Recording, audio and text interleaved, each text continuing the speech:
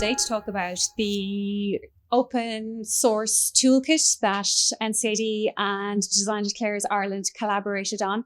And I think we launched it maybe a year ago, 2 years ago, thereabouts. And I've sort of been working through it as time goes on. So each year we run it in the spring trimester with our second year graphic design students.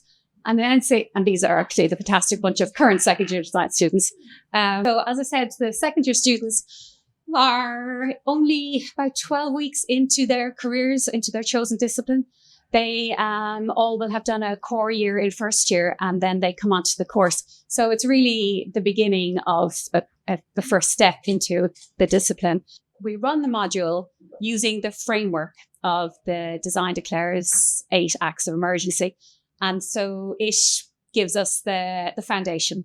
We use that then to teach the upcoming students about their discipline and the profession of being a designer. And I found that as we have been working through it, it can be, as I think we all probably know, quite abstract, it's a lot to ask anyone to think about global systems, supply chains, distribution networks, particularly if you haven't even encompassed it yet in a professional capacity. So I began to think that maybe the direction I had taken with this module, this professional practice module, was a little bit too disconnected from the practice in a studio in an art school every day, particularly when you're only just brand new to it. So I then was really lucky to attend the World Design Congress in the Barbican, where Design Declares Ireland did their piece. And it was really incredible just sitting there and hearing about the systems thinking, and the systems thinking discussed at such scale. It was really actually terrifying, and it really made me stop and think about just how messed up we all are. But then my challenge was, how do I take what I've learned at this conference and distill it down so that it lands with the second year graphic design course? So it's just so complex, but we need to get the message through. And as educators, we need to be, distilling this through. I have a background in the Natural History Museum, where I just adored my job and my colleagues, and it was a phenomenal place to work. And sustainability and regenerative thinking were completely embedded in everything we did. And I didn't even realize it at the time. But more so, it was the nature, being surrounded by nature as a client every day in a work environment was just astonishing. You really feel humbled by the intelligence of nature and the complexity and sophistication at such a large scale, something that we could never achieve really as humans, because nature is just so powerful. And that's always stayed with me. And so coming back from London, from the conference, and thinking on that, I started to do some more reading around more than human design and regenerative design, because I think we know now that sustainability probably isn't going to be enough. And it brought me to an essay called Being with Plants Through Collective Fabulation, Critical Companionship and Cohabitation, which is quite wordy, but essentially it argues that plants are not just raw materials.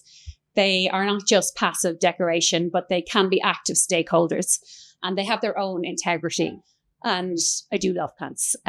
It also introduced me to a concept called plant awareness disparity, where this is a really human tendency where we tend to overlook plants. We just don't think of them as these massively complex pieces of just beauty. And we fail to understand we do understand their complexity, I think, but we sometimes don't really value it as much as we probably should. And I kind of thought, that's it.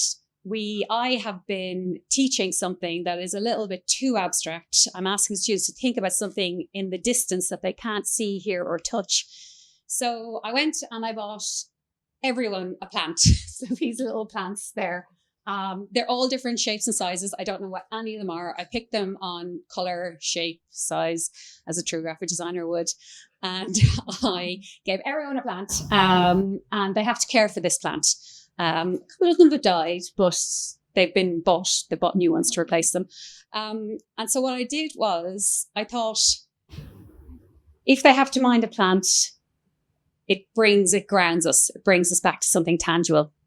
So what I've done this time around is I've still got the 8 acts of emergency, but this time the only thing that's changed is that when we do each act, so we work through each act each week in the studio.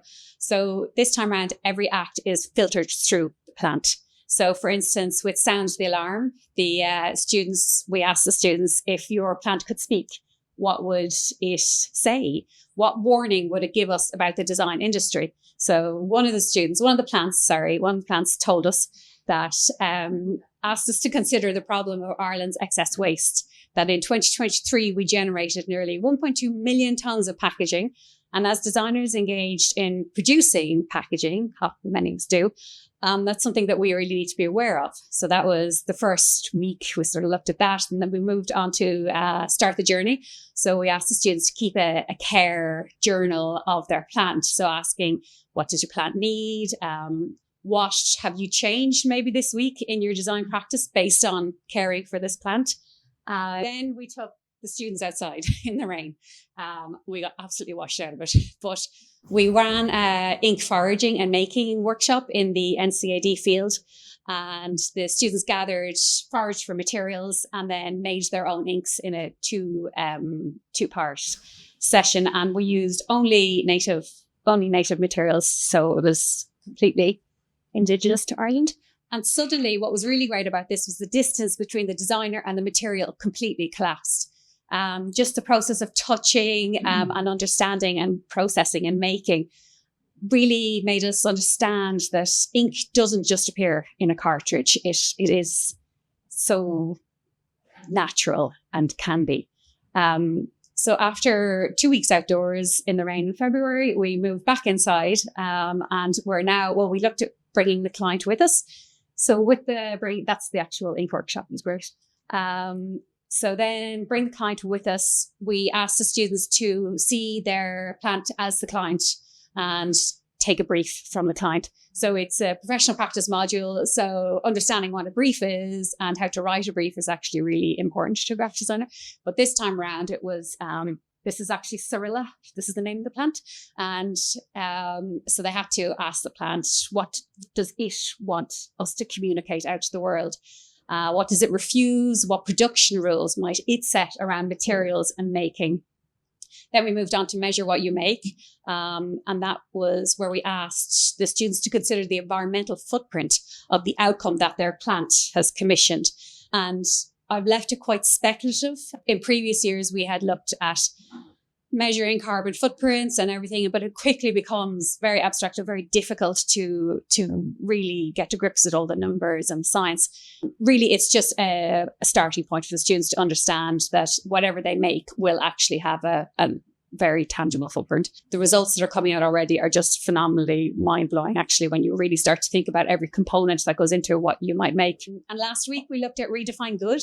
And with that, we asked the students to identify a practitioner who's making meaningful change.